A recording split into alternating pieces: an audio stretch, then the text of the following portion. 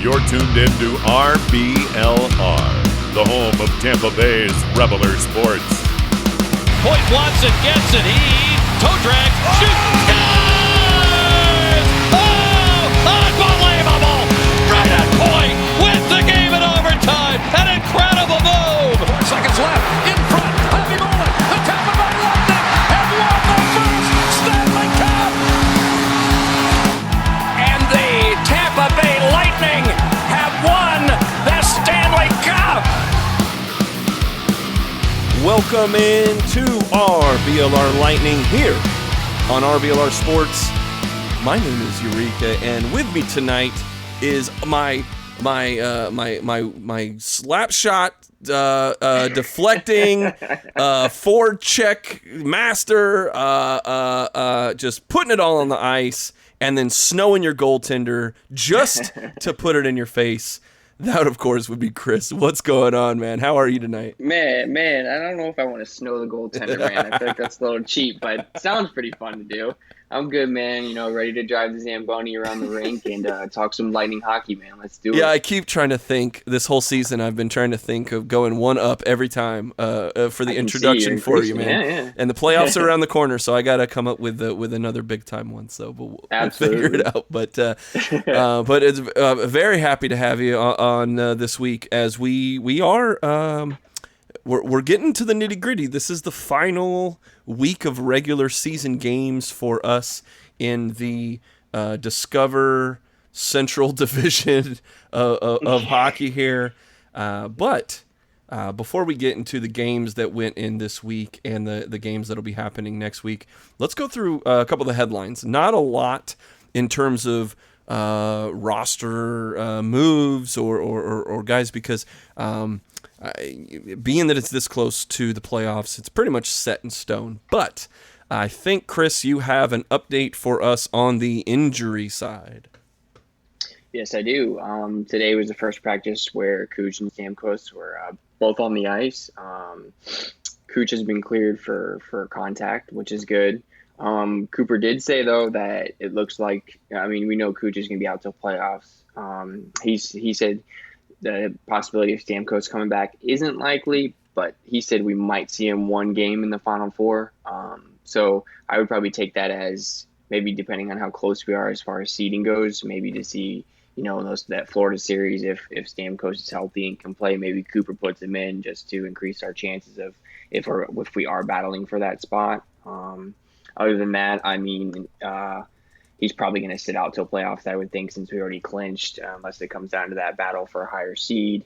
And then Ruda has made some progress, and Cooper's hoping that Ruda will be back at least one of these Final Four games. So getting him back in there will help. There's been a lot of rotation on defense. Obviously, Cal Foote got sent down to the taxi squad. He had a couple rough games there for a little stretch of some dumb penalties, so he hasn't really worked out too well, as far as the Lightning wanted him to work out this year. So getting Ruda back, I think will be a big piece of the defense, just kind of getting the whole team back together and getting back to form. So that's it for now on the updates. Now, another piece of news that might impact all this is that the Vancouver Canucks that have announced, with the NHL announced that basically they're going to extend the regular season to accommodate some of the missing games of the Vancouver Canucks.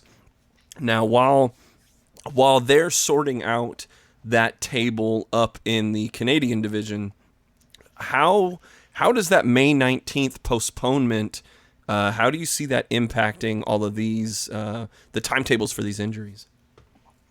I'm hoping it's good. It could be good and bad. You want guys to be ready to play come playoff time. You don't want them to be rusty, but then at the same time, you don't want to rush anyone back and have someone go down game one, and then, we're missing Stamkos or Cooch for the rest of the playoffs. So I think it's got its pros and it's got its cons. Obviously, to me, I'm okay with it. It doesn't bother me any. I think the more rest, the better for Stamkos, especially Cooch too. Cooch coming off that surgery, if I don't want him taking a hit too early and then him being out. So I'm okay with this season being a little extended, if it gives us a little more time off to get the team healthy and ready to go for the playoffs. Well, and the Lightning could add a little bit of size and depth at a few positions. They brought in a new recruit. He's about 6'6", 265 pounds, showing off skills at multiple positions at practice today. He's even got a hockey number 87. That'd be a kid out of Buffalo, New York, Rob Gronkolowski. What's the name? What was the name on the? Gronkowski. Oh, Rob that Gronkowski. guy. Wait, is he related to the football guy? Yeah, man. Yeah. He's got a twin brother. He's a doppelganger. He's the fifth Gronkowski brother. Yeah. Did you see he was at Rob Gronkowski, of course, Hall of Fame, tight end in the future. He of the Tampa Bay Buccaneers Super Bowl championship team. He donned a blue 87 sweater and shot some pucks and also threw on the pads and had a few stammer slap shots come his way. Did you see any of that today? Yeah, I was watching a little bit of, Kaloran and Stamkos kind of just, firing away at him a little bit. Where he's just standing up, hogging up the entire net because he's an absolute beast in net. So it's something fun. It's something fun. He gets the team to, loosen up a little bit. And I'm glad to see all the Tampa teams, coming together. And I think they all equally support each other, which is awesome. You see a lot of Twitter and Facebook stuff from the Lightning shouting out the Bucks shouting out the Lightning, come playoff time, Braves, etc. So I think it's really cool to see this kind of stuff. Now, all jokes aside, do you think there is Gronkowski probably knows a little bit of this because of being so successful in Boston during that time frame where the Red Sox were also and the Bruins weren't too bad, right? At the same time. Now, is there anything of real substance to all of these championship teams here in Tampa Bay having that camaraderie and kind of bringing this, like Gronkowski actually did bring the Lombardi Trophy to practice today, and I know the Lightning have brought the Stanley Cup to a Bucks game, and basically, is there anything of a serious note of that camaraderie that's happening between these championship teams? I think it just shows that we're all coming together as one city, and everyone's kind of, like I said, they're all supporting each other. It's good for the city. It's good for the teams. It's fun to see, and it's I'm glad everyone's getting along, and I'm glad all the athletes from other sports are coming together to support each other and be there for each other, especially during everything going on right now. And I think it just goes to show that our organizations are run really well right now. We got a lot of good leadership, a lot of good ownership from top to bottom, football, baseball, Lightning hockey. So it's fun to see, and I'm glad it's going on here, man. All right, let's transition now as we get to the final 4 games of the Lightning regular season. The last kind of look around the division before we get into playoff mode. Carolina sitting at the top of the division, 77 points. They look to be maybe a little bit out of reach, even though the Lightning have done pretty well over the last 7 to 10 games here.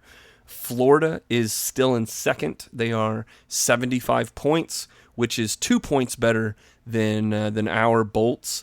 And then still fighting it out for that 4th spot is Nashville and Dallas. Nashville hasn't been able to break away from the Dallas Stars, who they've got a little bit of a fight left in them. What are you seeing in this last week of the rest of the division here? I think it's going to be tough, man. We got 2 games against Dallas and 2 against Florida, and I don't think Dallas has given up yet. They're only really 4 points behind the Predators. They got 1 game below them, or games played, so they could still catch up. So I don't think Dallas is going to give up yet. That's going to be. I think Dallas is going to be 2 tough games, and obviously Florida is going to be huge. That's probably going to be for the who gets the 3 seed between us and them, unless obviously I'd love to catch Carolina. I don't know if that's going to happen. Carolina has 2 against Chicago and then 2 against the Predators, so you could see maybe a tougher game from the Predators for them, because the Predators are still trying to keep that 4 spot from Dallas. So I think a lot of it's going to come down to if we beat Dallas, or the Predators going to really even try against Carolina. Is Carolina going to lock up that 1 seed, obviously taking on Chicago, who's pretty much eliminated from playoff contention right now. So obviously Carolina's got the easier road. So we're more than likely, we're probably going to be looking at that 2-3 seed. I'd like to get the 2, but I'm not a big person into home ice as far as hockey goes. I think some other sports, home advantage is a little more, a little better as far as like noise and everything. And I don't think it really affects hockey players as much. Not that I'm saying our fans aren't loud. We got some of the best fans in the world as far as hockey goes. But I don't think having home ice is really going to affect us. I think if we're a Stanley Cup defending championship team, that we can go out there and beat who we need to beat when we need to beat them on the road. And even if we play Florida, it's a 45-minute plane flight down there. I mean, I don't know how long it takes to get to Miami, but I think that's all it is. So honestly, if we play Florida, man, I think that's better for us, because the travel won't be as bad. It won't be no wear and tear of us going back and forth to Carolina, or, if we had to travel to Nashville, whatever it was might be. Honestly, the Florida trip, to me, I think it'd be a fun rivalry to see, man. I think let's do a 7-game series between us and Florida. Let's have some great playoff hockey, and I'm really looking forward to these last 4 games this season. Yeah, and I agree with you. I think that if it were 20,000 people in the stands, right. It would make a lot of a difference, but they're still only having like 4,000 or something is the capacity of fans. Not that that's not loud, and not that that doesn't make a difference, but I see where you're going with what you said there. So if you... right now, I know we're still 2 weeks away, but looking at a Florida-Tampa playoff series, I know we've got 2 of them coming up in the preview, but be a little different playing, because by the time we play Florida, everything might be kind of set in stone. They might not be wanting to show a hand or do anything too crazy in those final 2 games, but in a playoff series right now, split second decision, how do you feel about playing the Panthers? I think it's gonna be tough, man. Florida's got a young, talented team. Like I said, their coach, he used to coach Chicago, so he knows how to play us. So I mean, obviously, I'd be worried playing Florida. Honestly, I'm worried playing any team, because it's playoffs and a whole new season starts come playoff time, especially in playoff hockey. It's a totally different sport. It's not like the NBA when you're getting a 1 versus 8 and you're probably like, that 1 seed's probably going to win. Nah, it doesn't really happen too much in hockey, man. A lot of these higher seeds, lower seeds, they have good 5, 6 game, 7 game matchups, and hockey players come to play. So playoff hockey is a different breed. So, like I said, I think playing Florida, it's going to be tough. It's going to be competitive.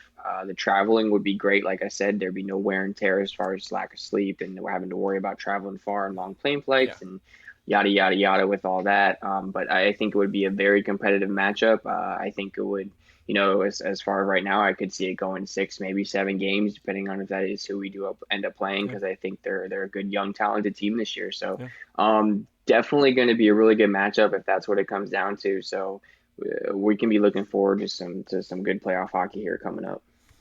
All right, let's take a look at the 3 games that have occurred since last you and I were on the microphones here. The first being a 3-0 win against the team that we beat for the Stanley Cup, and that's the Dallas Stars. What did we learn out of this 3-0 win against the Stars? That Vasi is a beast, man. Another shutout for Vasilevsky. I mean, he only faced 20 shots, but 20 shots, 20 saves. He did his thing. He did his job. He showed up for the game. Palat had a goal. Point had a goal. Coleman had a goal. Coleman's been playing really well lately. He stepped up a lot. It was just it was probably one of our better performances. We've seen to play Dallas really well all year and leading back into last year in the Stanley Cup. So we seem to have their number. Moving on to that Red Wings game, that was one of those, man, we talked about that, man. It's like you said, 99 overall cheat code goalie in net for the Red Wings and Grice, who just played phenomenal. I mean, we couldn't buy a goal that game, that was tough. That was what did you matchup. see I mean, that's a name that I don't think is jumping off the page until you're kind of looking at the score like I remember in the group chat here, we're like, hey, how are we down? Or like how are we how is it still tied against the Red Wings right now? And what was it when you looked back on how the goaltending was happening from Greiss? I think he got a lot of good play in front of the net too. His defense played really well in front of him. They shut down a lot of our passing lanes, a lot of our shooting lanes. We had that 5-on-3 late, and Palat just missed that goal. But that was another great save on Greiss. And a lot of people want to be like, oh, we lost to the Red Wings, but we outplayed them in every category. Shots, power plays. We played a great game. We just couldn't get the puck in the back of the net, and unfortunately, that happens sometimes. Yeah. The goalie stands on top of his head and carries the team to victory, and that can happen in hockey, man. That's just another crazy part about hockey. Your goalie could literally win you the game if your team can get you that one goal. Yeah. And he's in the zone for that game, man. You could be looking at a shutout and not scoring no matter what you get. So to not score on a 5-on-3, that's a lot of credit to Greiss, because it's hard to stop a team from scoring on a 5-on-3. Obviously, that's a huge advantage. Usually you're looking at almost an open net each time, if you're passing back and forth. So props to Greiss for that game, not taking anything away from him. Lightning played well that game, just didn't go our way. Unfortunately, the Greiss held it down for Detroit. And then moving on to that next game against Red Wings, it was another close game. We scored 2 quick goals, but after that, it was pretty much Detroit. Once again, they played pretty well defensively. Coleman had a goal and Sergachev had a goal early. Shout out to Gibson, though. Gibson was in net for that game. Bassey had the whole weekend off, so he allowed 1 goal on 23 shots. So, big props to him. He played good. He had a couple good saves for us. So I think the more rest for Bassey right now is important, and it shows that Cooper trusts the team and the guys that he has, which I think is awesome quality of Cooper. He's not, gives Bassey the whole weekend off because he knows the more important days are coming up at the end of the season and obviously going to the playoffs. And he trusts the team to go out there and get the job done with Gibson in net, who's only, I think that was his second start all year, and his first start was not good at all. So, that was another win we needed. We stole us. We got those 2 points. I wish we could have gotten 2 points from the first game against Detroit, but we're here now, so we just got to move on and keep our heads up and keep moving forward.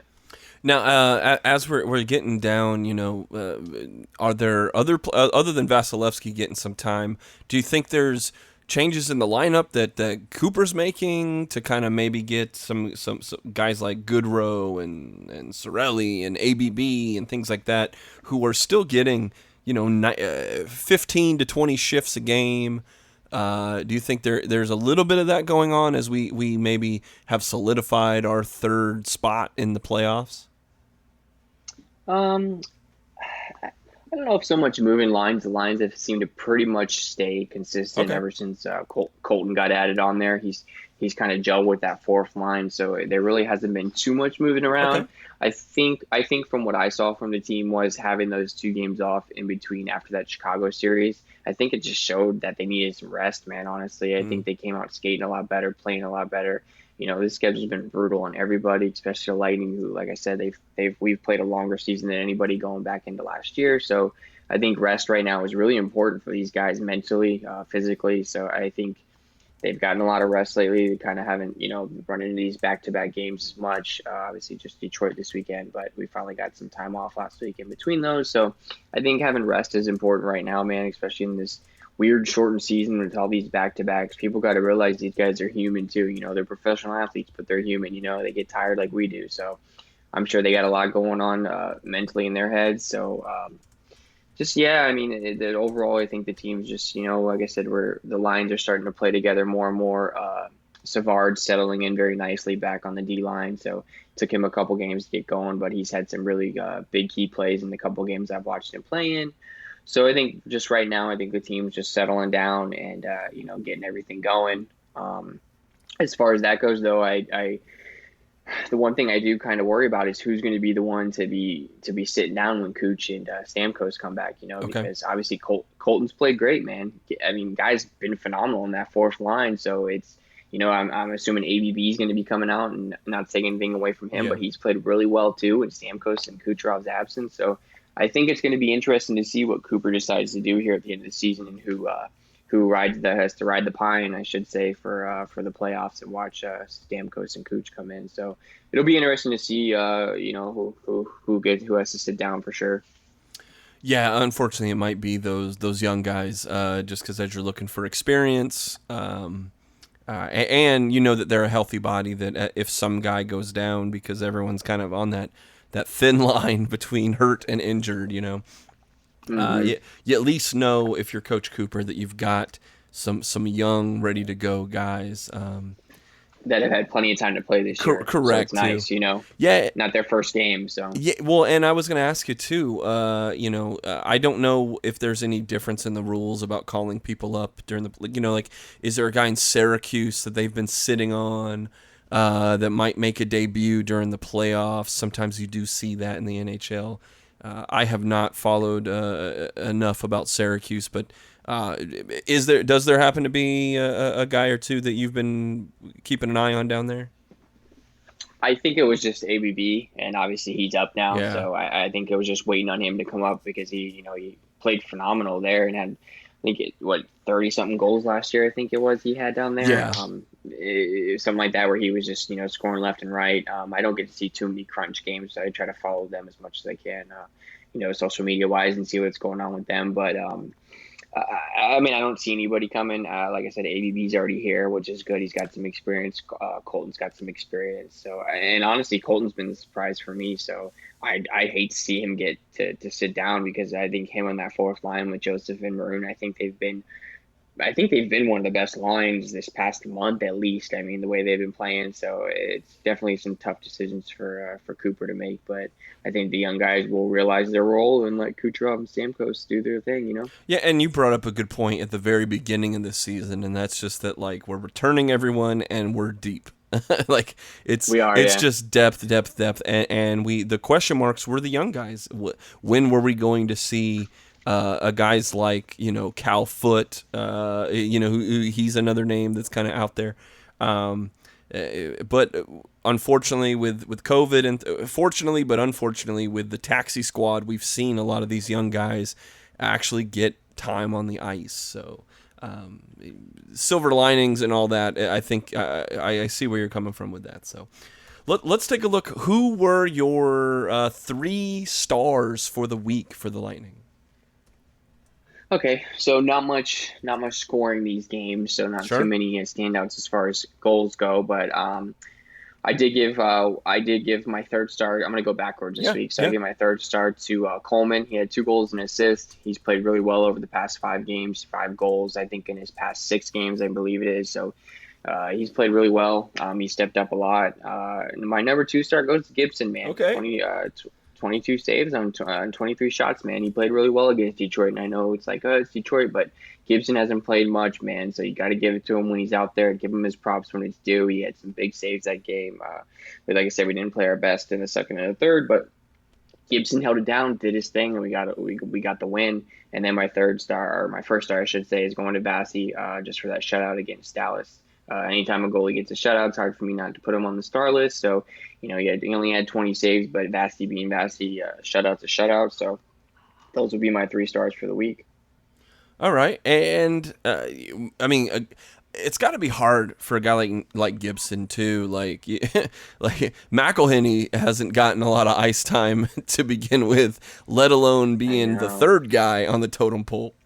And so I'm just sitting here thinking, you're just waiting for your shot, waiting for your time. And he's only gotten in a handful of games, if that, this year, and so it's kind of your number's being called, kid. Here you go. Grab your mask. let's do this. Yeah, let's go. Yeah, and he played good. Whether it was Detroit or, no matter who you're playing, man, you're still playing professionals.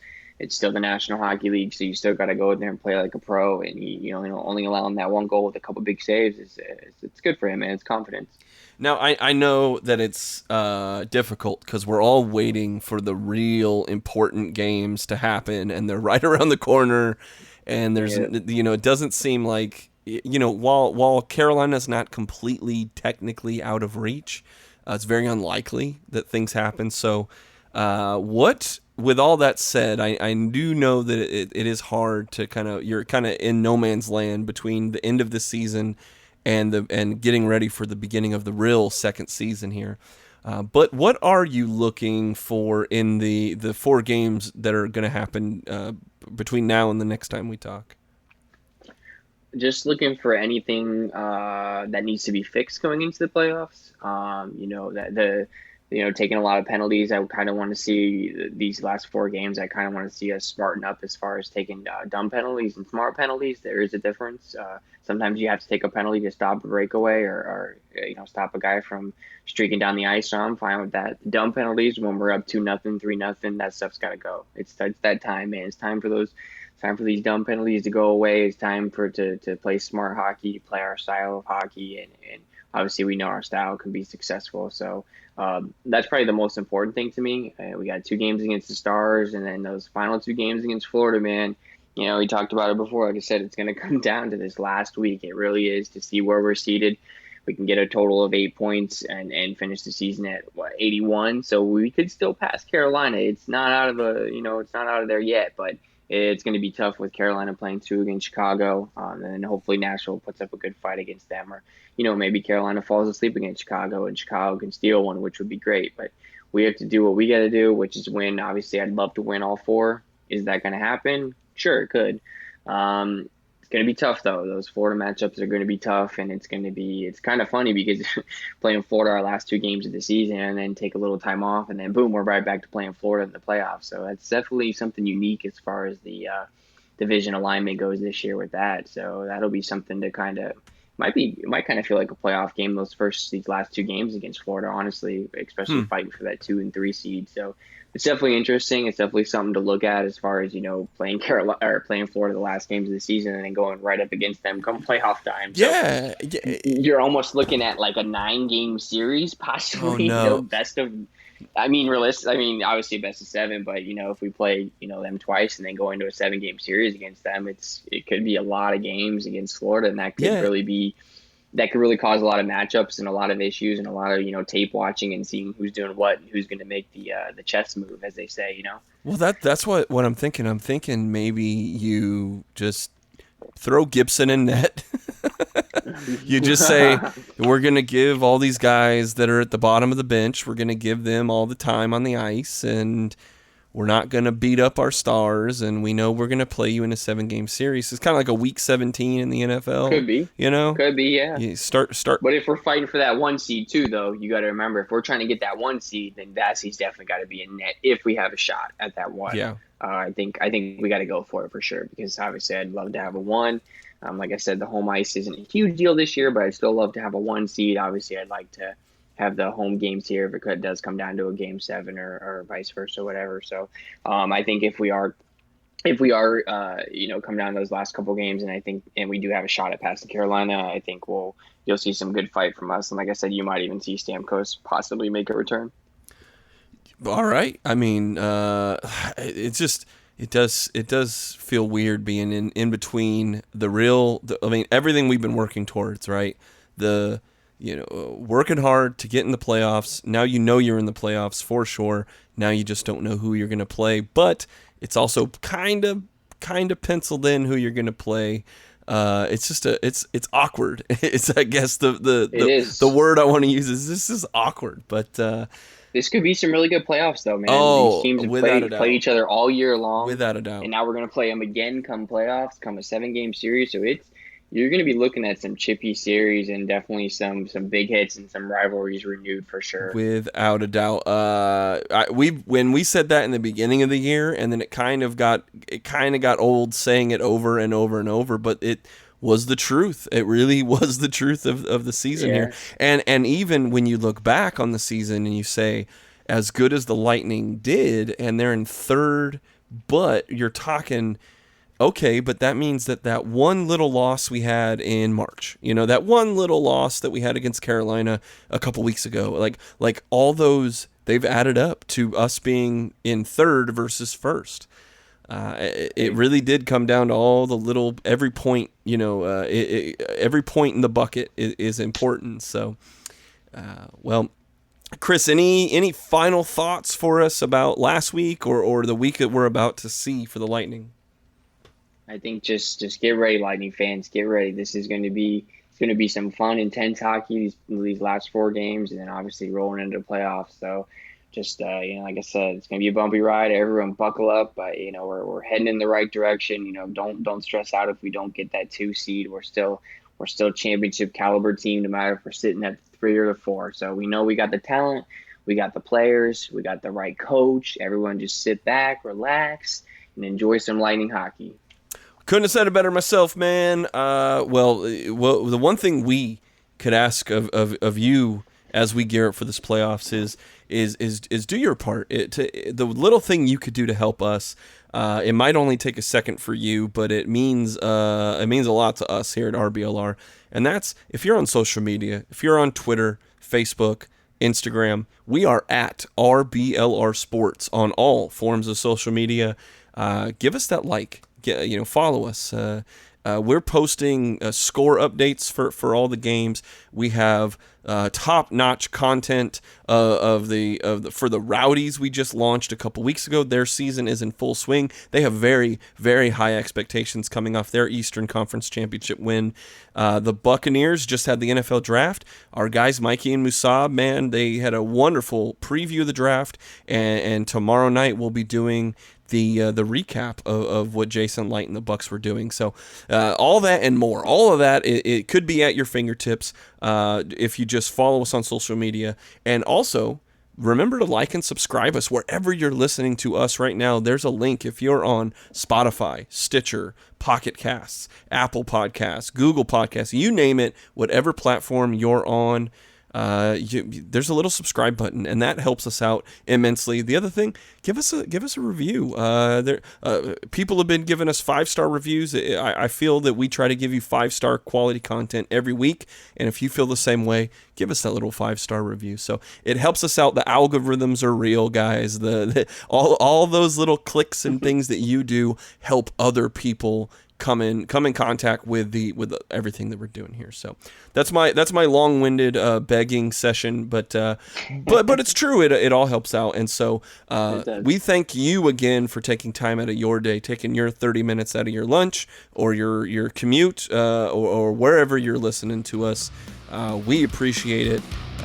So I'll just say for Chris and for myself, Yurika, and for all of us here at RBLR Sports, we say thank you. We'll see you next week, and go Bolts.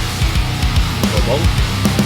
Thank you for tuning into this presentation by RBLR Sports. On your way out of the stadium, please remember to like and subscribe.